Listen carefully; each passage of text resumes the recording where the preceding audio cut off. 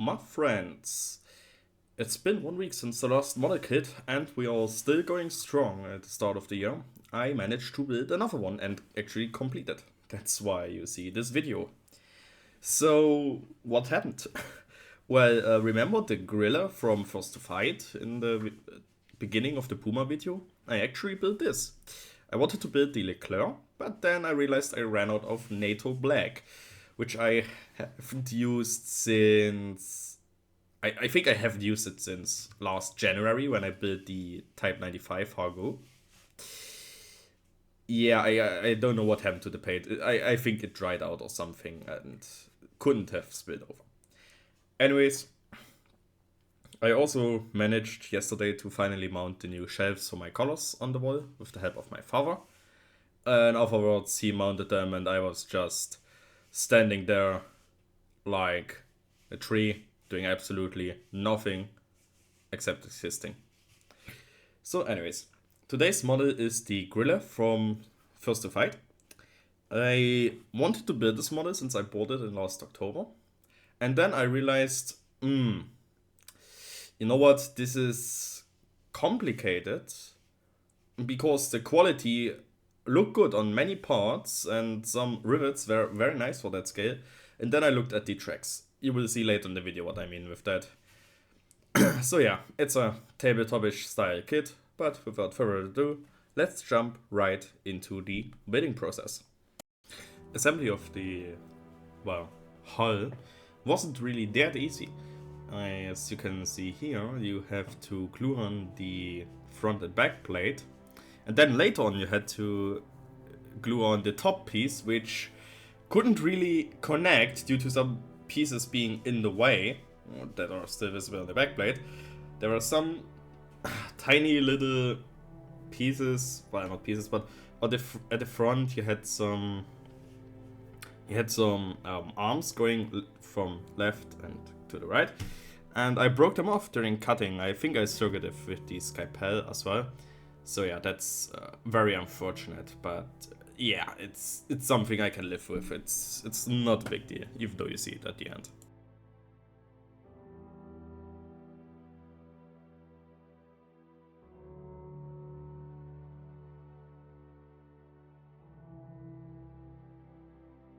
And as you can see here, I have been struggling during the whole, well, assembly of the kit. I mean, yeah, it's 1/72nd scale, but it kind of doesn't feel like a 72nd scale kit to me, even though it looks like one. And yeah, you didn't really have any connection parts, and stuff should have just been held in place with not extra thin glue, but some different glue. But yeah, I didn't have revell glue or the normal Tamiya glue laying around, so extra fit it was. And here you can see the, well, piece-ish, the lamp with the night cover that was used to see a bit in front of the tank during driving at night. This piece absolutely had no connection whatsoever. I just put it somewhere, used my scalpel to fix it, and then put a tremendous amount of extra thin glue in it and prayed that it held. It actually held.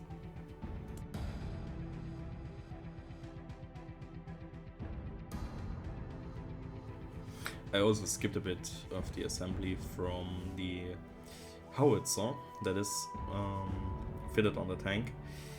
The thing is, it was, even for 72nd scale with a small amount of pieces, it was very tiny and very fiddly to piece together and glue together.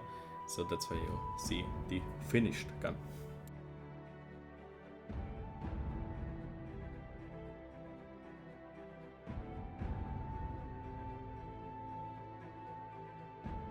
And now for the nearly finished tank, I left the armor plates detachable for easier painting.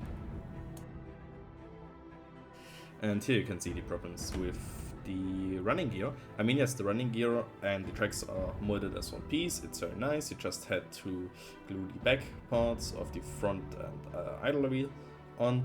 But the thing is, normally with even that small tracks from other companies, you have like two teeth. and you have space in the middle where the, well, reeds are going through, and you don't have that here. That's why it's a tabletop-ish tank, even though it looks very nice from, well, anything above the reeds and above the tracks. As for the colors itself, I laid down a specific amount of XF63 German Grey as a basis, and then went over it with XF88 Dark Yellow 2.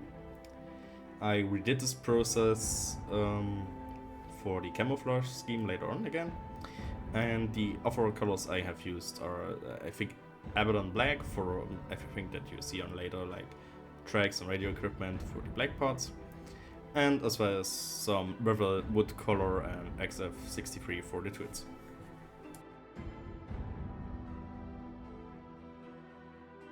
I also used Vallejo Saddle Brown for the seats. I think they are with leather. At least the instructions didn't clearly say what color I need for, but I think a brown tone was mentioned. So yeah, I went with Vallejo Saddle Brown. Don't have a picture of it. Maybe next time I will have one.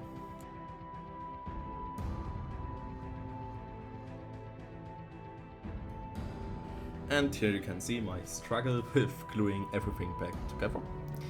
Kind of worked, except for the top piece, the elongated piece that goes from left to right, where the covers are put above.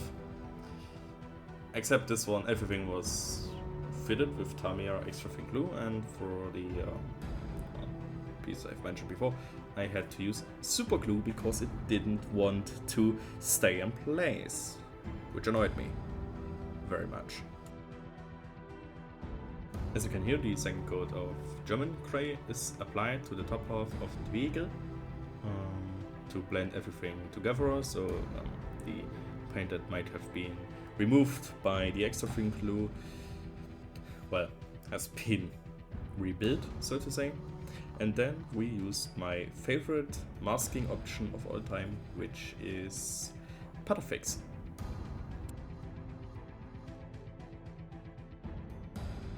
Note that I have masked only some random-ish patterns on the side, which is a variation of what the instructions actually gave me. And I normally should have done a very complicated pattern on the gun barrel, which I decided not to do. I went over the gun barrel with some grey later on to make some smoke-ish stains. Yes, I used German grey, which wasn't the best option. Still looks nice in my opinion. Still gives this model the somewhat used look, even though everything else is really clean.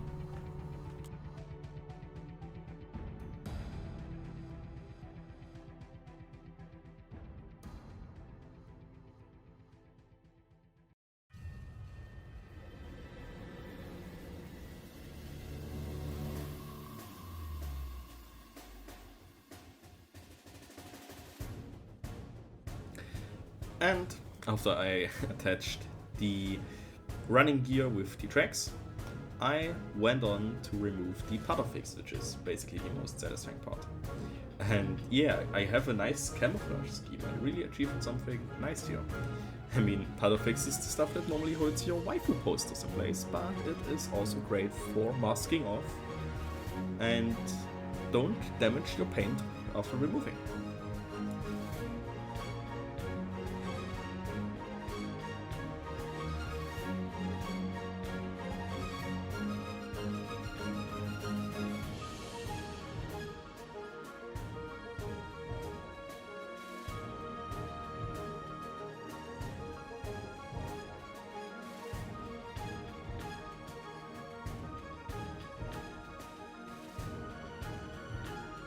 And after I was done with the camouflage scheme, I applied the decals, and off cam I painted the leftover details, and then I called it good.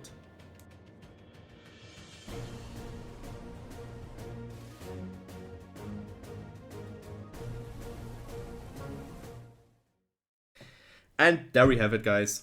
1/72 scale, first to fight, Grille Ausf K. Yeah. Where do I start? Good kit. everything above the tracks is a good kit. Well, except the molded on parts that we have, like the turrets and the spare tracks.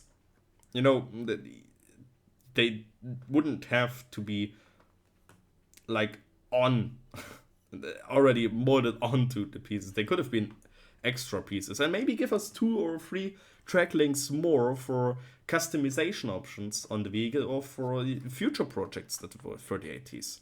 This is something the hobby really lacks of. But I mean, I have a 3D printer that can solve the problem for me with spare parts, so yeah. Anyways, it is probably used for tabletop. I'm not really sure about Fosterfight. It's one of 2 Polish companies that I've actually built kits from to this date. The first one was IBG with the Hargo that I built last January. Already a year ago. Damn, time flies by. But yeah. We have some nice interior. I mean, yes, the interior, when it's clearly visible, is something that you need to pay attention on as a model kit manufacturer.